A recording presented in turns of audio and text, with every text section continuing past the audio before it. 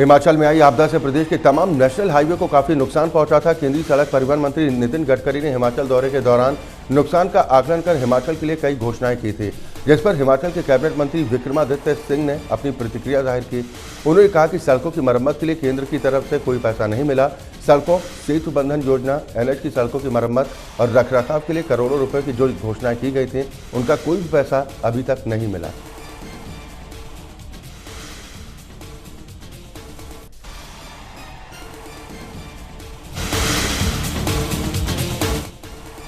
हिमाचल के कृषि व पशुपालन मंत्री चंद्र कुमार ने ज्वाली विधानसभा क्षेत्र के भरमाण और भगवाल में 2 ट्यूबवेल का उद्घाटन किया। इस दौरान उन्होंने कहा कि हिमाचल सरकार कृषि क्षेत्र के विकास के लिए लगातार काम कर रही है और इसके लिए हिम उन्नति और हिम गंगा जैसी महत्वाकांक्षी योजनाएं चलाई जा रही। उन्होंने बताया कि इन ट्यूबवेल के लगने से इस क्षेत्र के किसानों को फायदा होगा और सिंचाई की समस्या भी दूर होगी। उन्होंने किसानों को पशुधन रखने के साथ प्राकृतिक खेती अपनाने की अपील भी की।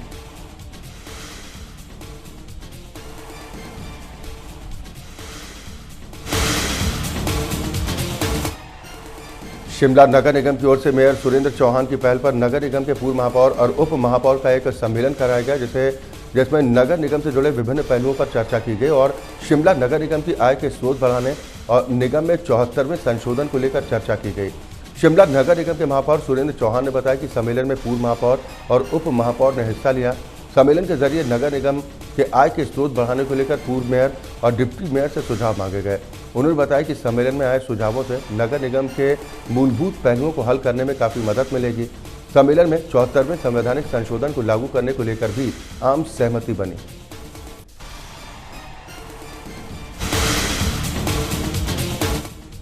पश्चिमी विक्षोभ के कारण हिमाचल प्रदेश में आज से मौसम करवट बदलने वाला है, जिस कारण तापमान में गिरावट भी दर्ज की जाएगी। तो मौसम खराब रहने और बारिश के साथ साथ बर्फबारी होने की संभावना भी व्यक्त की गई। मौसम वैज्ञानिक संदीप कुमार ने बताया कि पश्चिमी विक्षोभ सक्रिय होने के कारण 10 नवंबर तक प्रदेश के मध्यवर्ती क्षेत्रों में बारिश होने की संभावना है।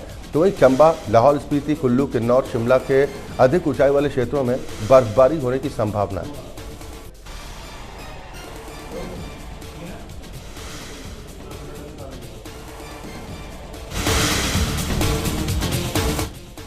दिल्ली एनसीआर में लगातार बढ़ रहे प्रदूषण के स्तर को लेकर सुप्रीम कोर्ट ने सख्त टिप्पणी की है। इस मामले में दायर की गई याचिका पर सुनवाई के दौरान कोर्ट ने कहा कि सिर्फ दोषारोपण जारी है। पंजाब में अब भी पराली जल रही है। कोर्ट ने कहा कि यह कोई राजनीतिक मामला नहीं है। जस्टिस संजय किशन कौल ने कहा कि दिल्ली में साल दर साल ये नहीं हो सकता, सब कुछ पेपर पर ही चल रहा है। कोर्ट ने कहा कि सबसे ज्यादा जरूरी है कि राज्य सरकार की तरफ से प्रदूषण को रोकने के लिए बनाए गए नियमों को सख्ती से लागू किया जाए और नियमों की पालना भी सुनिश्चित हो।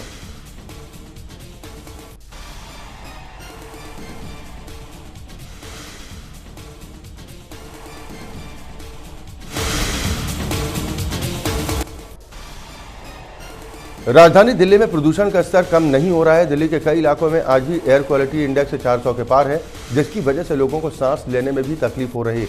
बढ़ते प्रदूषण की वजह से दिल्ली में सुबह सुबह सड़कों पर विजिबिलिटी काफ़ी कम रही। हालांकि दिल्ली सरकार की तरफ से प्रदूषण को कंट्रोल करने के लिए सभी जरूरी कदम उठाए जा रहे हैं। दिल्ली सरकार की तरफ से 13 नवंबर से 20 नवंबर तक ऑड इवन सिस्टम लागू करने का ऐलान किया गया। साथ ही दिल्ली में 9वीं कक्षा तक के स्कूल 10 नवंबर तक बंद रखने का फैसला हुआ है।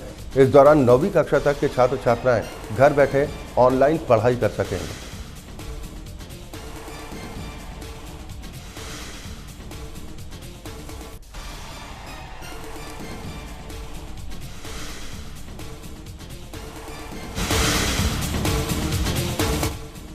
गाजा पट्टी में इजरायली सेना के हमले लगातार जारी हैं। हमास के आतंकियों को ढूंढ कर मारा जा रहा है। पिछले 24 घंटे के दौरान इजरायल की सैन्य कार्रवाई काफी तेज हो चुकी है।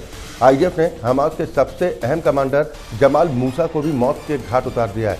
इस बीच इजरायली सेना ने हमास के ठिकानों पर जबरदस्त बमबारी की। इस हवाई हमले में गाजा स्थित अल शाती शरणार्थी शिविर को टारगेट किया गया, जिसमें 40 लोगों की मौत हो गई। इजरायल डिफेंस फोर्सेस ने दावा किया है कि पिछले 24 घंटे के दौरान हमास के 450 से ज्यादा ठिकाने ध्वस्त किए गए, जिसमें terrorist camp, military compound, observation post और anti tank missile launch post शामिल। इजरायली सेना ने हमास के कई मिलिट्री कंपाउंड पर कब्जा भी कर लिया है, जहां पर आतंकियों को ट्रेनिंग दी जाती है।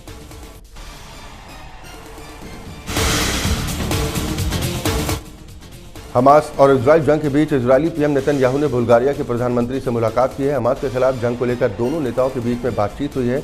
इजरायल के प्रधानमंत्री बेंजामिन नेतन्याहू ने कहा कि हम सबसे क्रूर दुश्मन से जंग कर रहे हैं हमास के आतंकियों ने इजरायली नागरिकों को मारा, जिसमें मासूम बच्चे भी शामिल थे।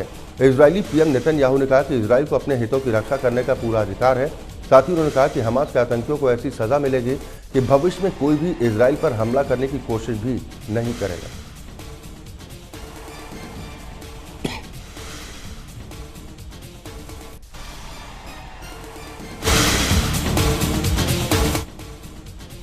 इजराइल हमास के बीच संघर्ष जारी है। इसी बीच प्रधानमंत्री नरेंद्र मोदी ने ईरानी राष्ट्रपति सैयद इब्राहिम रईसी के साथ फोन पर बातचीत की।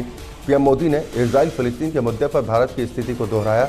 दोनों नेताओं ने पश्चिम एशिया क्षेत्र की कठिन स्थिति और इजराइल हमास संघर्ष पर बातचीत की। पीएम मोदी ने आतंकवादी घटनाओं, हिंसा और नागरिकों की जान के नुकसान पर गहरी चिंता व्यक्त की।